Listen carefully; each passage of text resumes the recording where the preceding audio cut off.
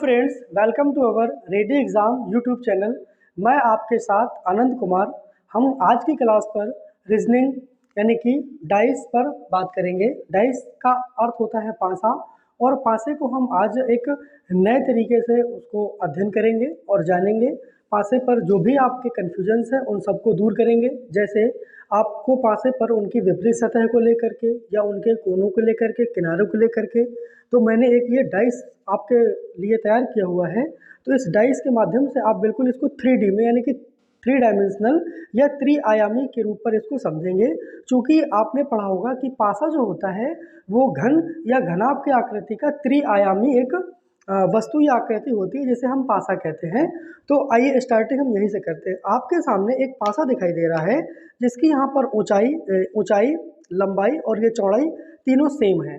तो जो सामान्यतः पासा होते हैं उनकी लंबाई, चौड़ाई और ऊंचाई क्या होती है, समान होती है, और वह त्रिआयामी होते हैं यानी कि 3 डायमेंशनल। अब यहाँ पर एक शब्द आ रहा है त्रिआयामी। तो जो त्रिआयामी शब्द है उसका अर्थ यह होता है 3 डायमेंशनल, यानी कि जब आप किसी वस्तु को एक ओर से देखते हैं या एक एंगल से देखते हैं तो आपको उस वस्तु के केवल 3 सतह ही दिखाई दे। जैसे आप इस समय इसको देख पा रहे होंगे तो आपको या तो 4 दिखाई दे रहा होगा, या इसका 1 दिखाई दे रहा होगा, या ऊपर से आप देखेंगे तो इसका 5 दिखा रहा होगा, 5 दिखाई दे रहा होगा ऊपर से। तो इसमें आपको केवल 3 सतह ही दिखाई देंगी, कहने का मतलब ये है। तो अब यहाँ पर अगर हम इसकी सतह पर बात करें, आपने ये जाना कि जो पासा है उसकी लंबाई यानी कि चौड़ाई और ऊंचाई ये तीनों क्या होती है, सेम होती है, और एक 3 डायमेंशनल होता है। और क्या होता है कि इसकी एक बार में देखने पर केवल 3 सतह ही दिखाई देती हैं। अब बात करते हैं कि पासे में टोटल सतह या सरफेस की संख्या कितनी होती है, या फलकों की संख्या कितनी होती है। तो आप यहाँ पर काउंट करके ही देख लीजिए, 1 2 3 4 और ये 5 और ये नीचे 6, यानी कि टोटल फलकों की संख्या कितनी होती है, 6 होती है इस पर। अच्छा ठीक है, फलकों की संख्या 6 हो गई। अगर हम इसके कोनों की संख्याओं की बात करें इस डाइस पर, तो इसमें कोनों की संख्या अगर देखें, जैसे मान लीजिए आपका एक रूम होता है, वो रूम अगर आपका लंबाई, चौड़ाई, ऊंचाई पर समान है, तो आप कमरे के अंदर जाकर के उसके कोनों की तरफ जब आप देखेंगे तो एक कोना आपको ये दिखाई देगा, है ना, एक कोना ये, फिर ये, फिर ये भी, फिर ये भी, और इसके नीचे वाला, ये वाला और ये, यानी कि टोटल आपके अगर गिना जाए तो 1 2 3 4 5 6 7 और ये 8, टोटल इस तरीके से इस पे 8 कोने हो जाएंगे। और अगर हम इसके किनारों की बात करें, ये जो किनारे आपके दिखाई दे रहे हैं ना, एड्स, तो इसे हम एड्स या किनारा बोलते हैं। तो इनकी संख्या यहाँ पर कितनी होती है, जैसे ये 1 2 3, फिर यानी कि 4 5। अब इसको काउंट नहीं करेंगे क्योंकि ये एक ही किनारा इसको माना जाएगा, या एक सरफेस और ये जो चौथी नंबर वाली सरफेस है, इन दोनों के बीच एक किनारा एक ही माना जाएगा। तो इसलिए यहाँ पर 1, ये 2, ये 3, ये 4। अब इसको नहीं काउंट करेंगे, 5 6 7, इसके बाद 8 9 10, फिर ये 11, पीछे 12, और ये वही वाली थी आपकी 1 वाली, और ये नीचे वाली भी काउंट नहीं की जाएगी। तो टोटल जो किनारों की संख्या होगी वो 12 होगी। अच्छा, अब यहाँ पर एक सबसे महत्वपूर्ण बात ये आती है कि अगर हम इसके फलक की बात करें, और फलक की बात अगर करें तो हम बात ये कर चुके हैं कि फलकों की संख्या कितनी है, लेकिन अब हम बात करेंगे कि जो निकटवर्ती सतह है, एक सतह के, और या समीपवर्ती, दोनों शब्द का मतलब एक ही है। अगर हम निकटवर्ती कहें या हम समीपवर्ती कहें, तो हमने यहाँ पर निकटवर्ती माना। तो ये 4 के अगर निकटवर्ती सतह की बात करें, तो 4 के निकटवर्ती की सतह यानी कि ये जो एड्स है, जो किनारे हैं, इन किनारों से लगी हुई सतह ही हमारी क्या कहलाती है, निकटवर्ती सतह। तो अगर 4 के किनारे की बात करें तो ये 4 का किनारा है, और इस किनारे से लगी सतह एक इस तरफ है, एक इस तरफ है, एक नीचे की तरफ है, और एक ऊपर की तरफ है।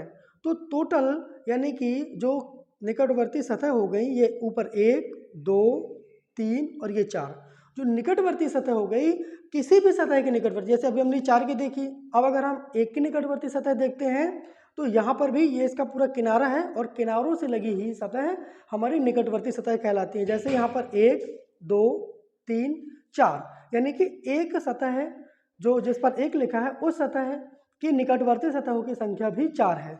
तो कहने का मतलब इस पासे में जो भी निकटवर्ती सतह होंगी किसी भी नंबर की, या एक सतह से लगी हुई जो निकटवर्ती सतहों की संख्या होगी वो कितनी होगी, वो टोटल 4 होगी। ये भी बात समझ गए। अब इसके बाद हम बात करते हैं विपरीत फलक या विपरीत सतह के। अगर मान लीजिए ये 3 है और जो पेपर में प्रश्न पूछा जाता है वो यही पूछा जाता है कि निम्नलिखित पासे पर एक पासे की जो है स्थिति दी गई है उस पर 3 नंबर लिखे हैं और आपको बताना होता है कि 3 के विपरीत या 2 के विपरीत कौन सा नंबर होगा। तो जैसे यहाँ पर लिखा है 3, अब हम 3 के अगर विपरीत की बात करें, विपरीत का मतलब होता है जस्ट अपोजिट, तो 3 के यहाँ पर अब हमको इनके किनारों से मतलब नहीं है, अब मतलब है इसके जस्ट पीछे। तो आप इसके पीछे यानी कि यहाँ से आके पूरा इसके पीछे जाएंगे, तो इसको पकड़ लीजिए और इसको यहाँ पर इसके पीछे हमारा है 1।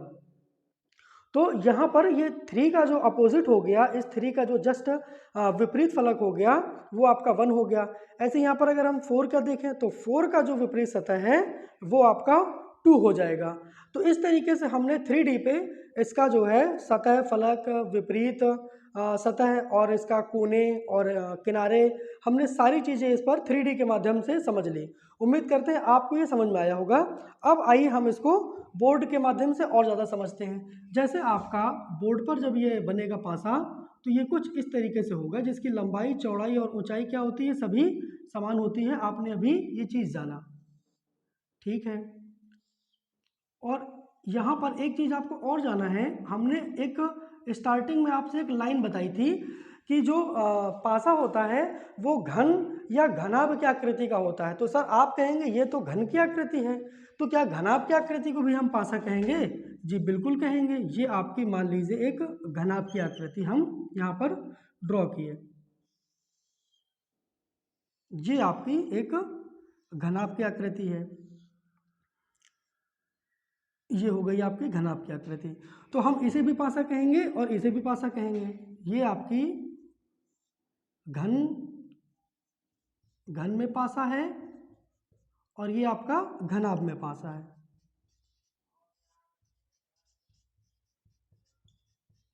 घनाभ में पासा है।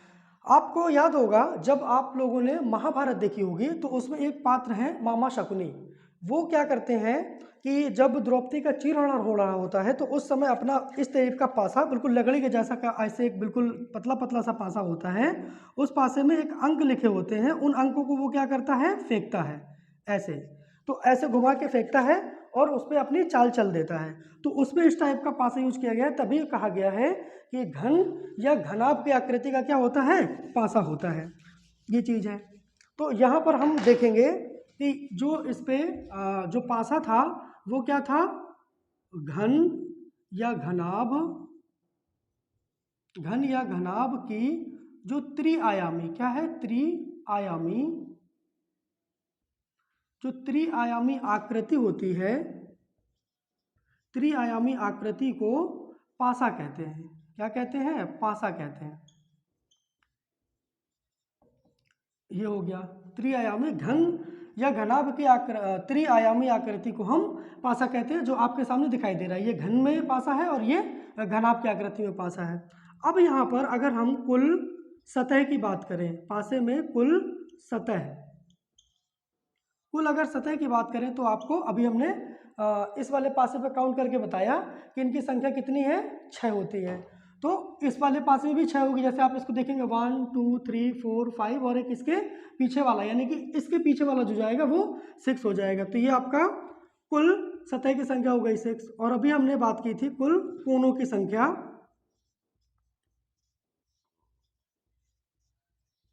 कुल कोणों की संख्या यहाँ पर अभी हमने आपको कितनी करके बताई थी, तो ये आपको होती है 8। जैसे आप एक कमरे में खड़े हैं तो जिसमें लंबाई, चौड़ाई, ऊंचाई समान है, तो आप अपने या इस वाले घनाभ की आकृति में देखेंगे तब भी इसमें भी 8 ही कोने, जैसे 1 2 3 4 5 6 7 और 8 कोनों की संख्या दोनों में समान ही रहेगी। अच्छा, इसके बाद हम बात करेंगे कि कुल किनारों की संख्या।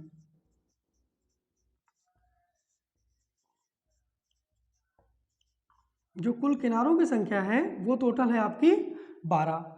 अच्छा, अब इसके बाद यहाँ पर बात करते हैं कि एक सतह के जो है निकटवर्ती सतहों की संख्या, यानी कि एक सतह के निकट, एक सतह के निकटवर्ती सतहों की संख्या।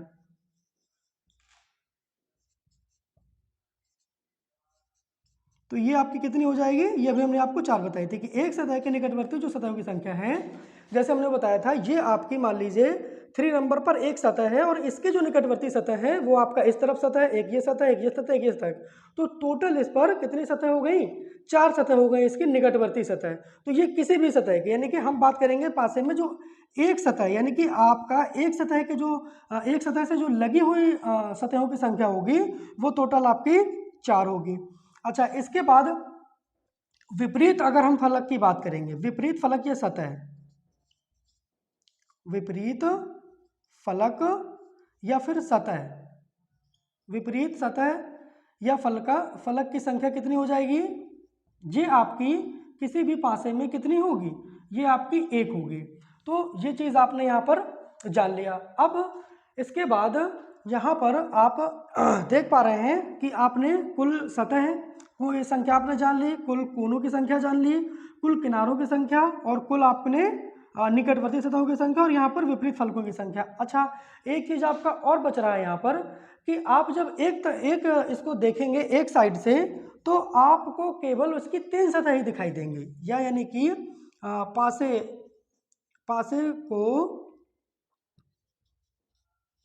पासे को एक बार में देखने पर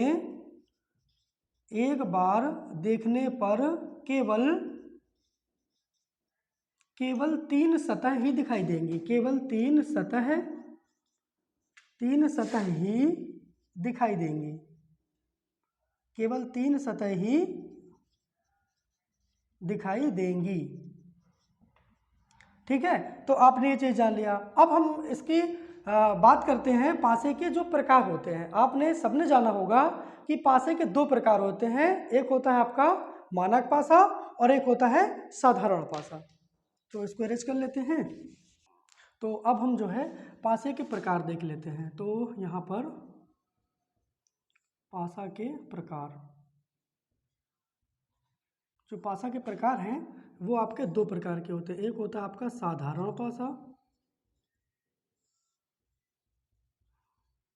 अब ये जो साधारण पासा है इस पासे पर पहले चर्चा कर लेते हैं और इसके बाद हम बात करेंगे मानक पासे पर।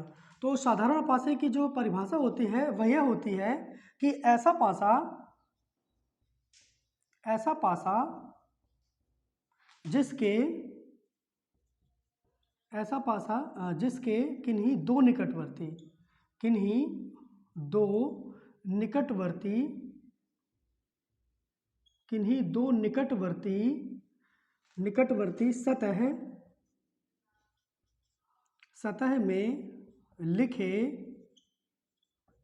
सतह में लिखे अंकों का योग 7 के बराबर हो, 7 के बराबर हो। तो आपने क्या समझा कि ऐसा पासा जिसके किन्हीं 2 निकटवर्ती सतह, यहाँ पर क्या एक बात आपको याद रखनी है कि किन्हीं 2 निकटवर्ती सतह है। अब किन्हीं 2 निकटवर्ती सतह का मतलब आप समझिए, जैसे मान लीजिए आपका एक ये पासा है, तो हमने आपकी निकटवर्ती सतह बताई थी कि एक सतह की 4 निकटवर्ती सतह होती हैं। तो जो आपकी साधारण पासा की परिभाषा है कि जो निकटवर्ती सतहों की संख्या होगी वो कितनी होगी, वो 2 होगी। आपको 2 देखना है, किन्हीं 2 निकटवर्ती सतह, आपको 4 पर नहीं करना है, केवल 2 पर आपको देखना है। जैसे मान लीजिए लिखा है 2, अब इसके अगर निकटवर्ती सतह की बात करेंगे तो ऊपर की ले लेंगे या नीचे की ले लेंगे या फिर आपका बगल की ले लेंगे या इसका, या इस तरीके से किसी की भी 2 ले लेंगे। में सतह में लिखे अंकों का योग किसके बराबर होना चाहिए, 7 के। जैसे यहाँ लिखा है 2, यहाँ लिखा है 5 और यहाँ लिखा है 3। हमने बताया था आपको कि जब आपको पासा दिया जाएगा तो उसकी केवल 3 सतह ही आपको दिखाई गई होंगी, तो उनमें ही बात करना है। जैसे यहाँ पर एक पासा हम लेते हैं, ये आपका एक पासा है,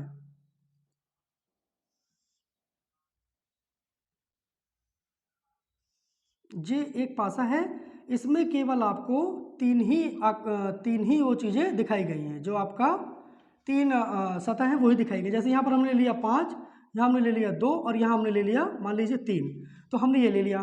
तो यहाँ पर क्या कहा कि ऐसा पासा जिसके किन्हीं 2 निकटवर्ती, अब मान लीजिए हम इस निकटवर्ती इस 5 वाली सतह की बात करें तो इस की जो निकटवर्ती सतह है वह तो या तो 2 है और या फिर 3 है, बाकी है तो इसके पीछे भी, लेकिन वो हमको दिखाई नहीं देंगे। क्यों? क्योंकि 3 आयामी जो आपका पासा होता है उस पर केवल 3 सतहें दिखाई देती हैं। तो हमने यहाँ पर क्या ले लिया, अंकों का योग केवल 2 निकटवर्ती सतहों को। जैसे हमने ले लिया 5 और फिर ले लिया 2, तो यहाँ पर हमने जब 5 और 2 किया तो ये तो 7 हो गया। और फिर अगर हम यहाँ पर 3 और 2 कर रहे हैं तो ये 7 के बराबर नहीं है, इज नॉट इक्वल टू 7। और अगर हम यहाँ पर 5 और प्लस 3 लेते हैं तो यहाँ पर ये 8 हो जाता है, यानी कि ये भी आपका 7 के बराबर नहीं है, तो 7 के बराबर है ये। तो हम इसे कहेंगे कि अर्थात दिया गया जो पासा है वो साधारण पासा है। क्यों? क्योंकि इन सतह में से आपका जो दी गई सतह है उनमें से एक जो निकटवर्ती सतह है उन दोनों का योग मिलाकर के क्या हो रहा है, 7 हो रहा है, और यही हमको चाहिए। तो इस तरीके से आप ये समझ पाए। अब इसके बाद बात करते हैं मानक पासा। यहाँ से मानक पासा दूसरे नंबर पे इसका दूसरा प्रकार है जिसे हम बोलते हैं मानक पासा। अब मानक पासा क्या होता है?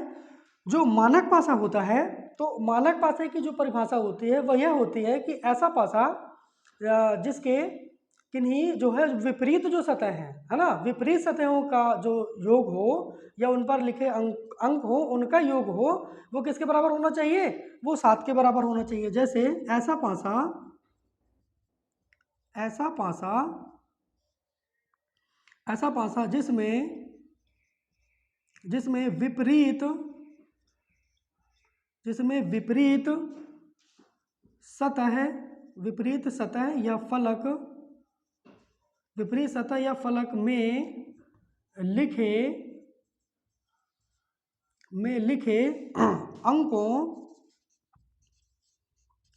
अंकों का योग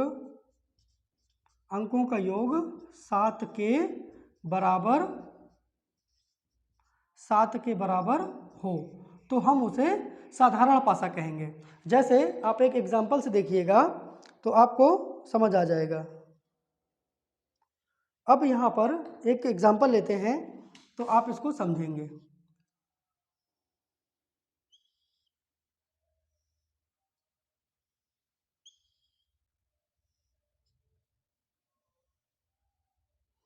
ये आपका एक एग्जाम्पल है। जैसे हमने यहाँ पर ले लिया, मान लीजिए 4 ले लिया और फिर यहाँ पर 2 ले लिया और यहाँ पर हमने 1 ले लिया, ये हमने पासा ले लिया। अब यहाँ पर हमको क्या देखना था कि ऐसा पासा जिसके विपरीत सतह या फलक में लिखे अंकों का योग क्या होना चाहिए? 7 होना चाहिए।